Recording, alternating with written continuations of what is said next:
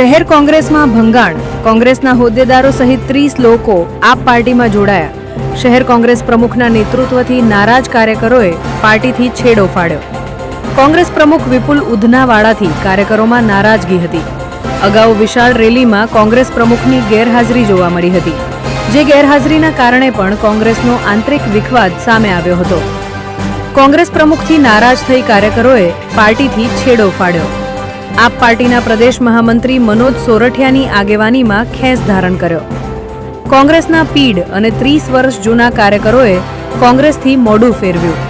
કાર્યકરોએ ગુજરાત કોંગ્રેસ પ્રદેશના નેતાઓ સામે પણ કર્યા આક્ષેપ.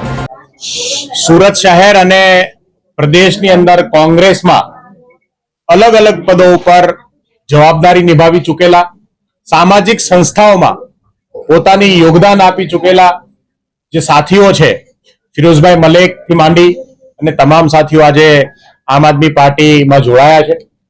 હૃદયથી આ તમામ સાથીઓનું આમ આદમી પાર્ટી પરિવારમાં સ્વાગત કરું છું. અમારી છાતી ગદગદ ફૂલે જ્યારે આવા અનુભવી સાથીઓ એક નાની એવી નવી પાર્ટી, યુવાનોની પાર્ટીની અંદર જોડાતા હોય, પોતાના અનુભવોનો નિચોડ લઈ અને જ્યારે આમ આદમી પાર્ટીને નેતૃત્વ પૂરું પાડવા આવ્યા છે, ત્યારે તમામ સાથીઓનું હૃદયથી સ્વાગત કરું છું. આ તકે હું ફિરોઝભાઈ મલિકને વિનંતી કરીશ કે એ પણ પોતાની વાત જે છે એ આપ સૌ સમક્ષ રાખે, સુરતના લોકોને અને ગુજરાતના લોકોને એક સંદેશ આપે કે આગામી સમયમાં આમ આદમી પાર્ટી પરિવારની અંદર અમે લોકો જે અમારી રણનીતિ છે અને અમે ગુજરાતને જે વિકલ્પ આપવા માટે જે સંઘર્ષ કરીએ છીએ એમાં એમનું પોતાનું પણ યોગદાન રહે. તો હું ફિરોઝભાઈને મેં વિનંતી કરીશ કે એ પણ આપ સૌને સંબોધિત કરે. 34 વર્ષ એટલે સુરતમાં લગભગ 1991 ના એન્ડમાં સુરત આવેલો. ફાધર સરકારી નોકરીમાં હતા એટલે સતત બદલાતા રહ્યા શહેરો, પણ છેલ્લા વતનમાં આવીને જ સેટલ થયા. મારું વતન પણ સુરત જ છે. ત્યારથી અત્યાર સુધીની મારી આખી રાજનીતિક કેરિયર કોંગ્રેસમાં ખૂબ સરસ રીતે કામ કર્યું, ખૂબ મહેનત કરી અને કોલેજ સમયથી જ્યારથી શરૂ કર્યું ત્યારથી ગઈકાલ સુધી, પરમ દિવસ સુધી કોંગ્રેસને મજબૂત કરવા માટે બને એટલા પ્રયત્ન કર્યા, મજબૂતી લાવવા માટે ખૂબ મહેનત કરી, પણ એ મહેનત કેમ ફળી નહીં? આજે સવાલ એ આવે કે ત્યાં આટલા બધા વર્ષોથી અમે શું કર્યું હોય? અમે કરવાનો બહુ પ્રયત્ન કરીએ છીએ, પણ આ અમારી જે કોંગ્રેસ પક્ષની નેતાગીરી હતી તે લોકો સ્વીકારવા જ તૈયાર નથી.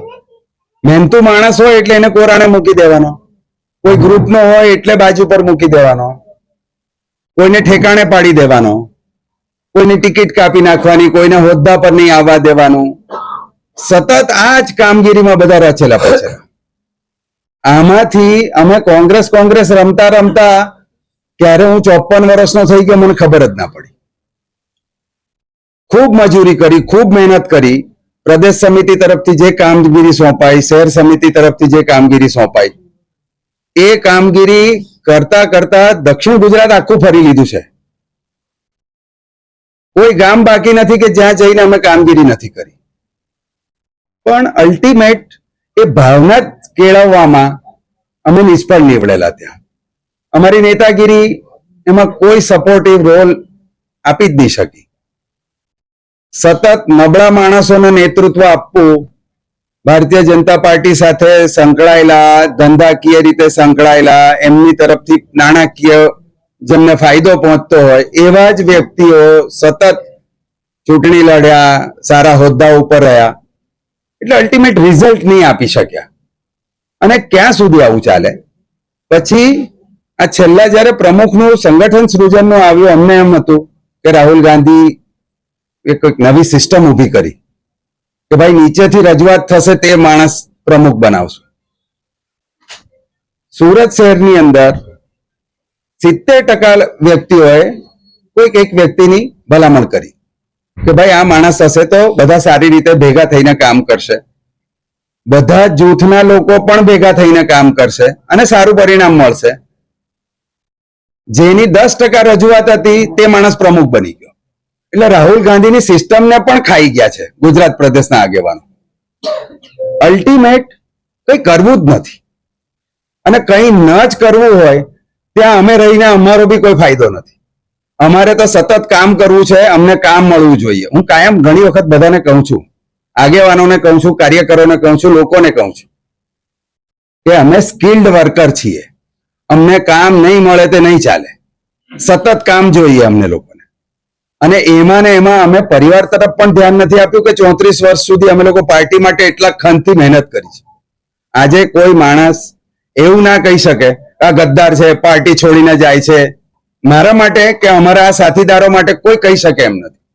કારણ સતત સમય આપ્યો છે, એનર્જી આપી છે, ઘરના રૂપિયા ખર્ચા કર્યા છે, ખૂબ મહેનત મજૂરી કરી છે.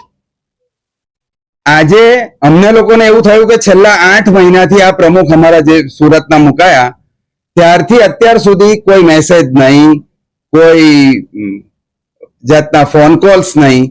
બધાને ભેગા કરવા, આટલી ખરાબ પરિસ્થિતિ છે, ભાજપ સામે કોર્પોરેશનમાં 0 બેઠક છે, 0 થી સત્તા સુધીનું પ્રયાણ કરવા માટે કેટલી મજૂરી કરવી પડશે, કોઈ જાતની વાતચીત નહીં, કોઈ મેસેજ નહીં.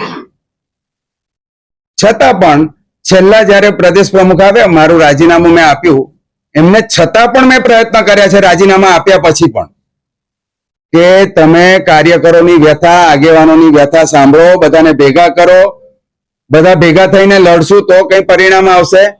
કોઈ ફેરફાર નહીં.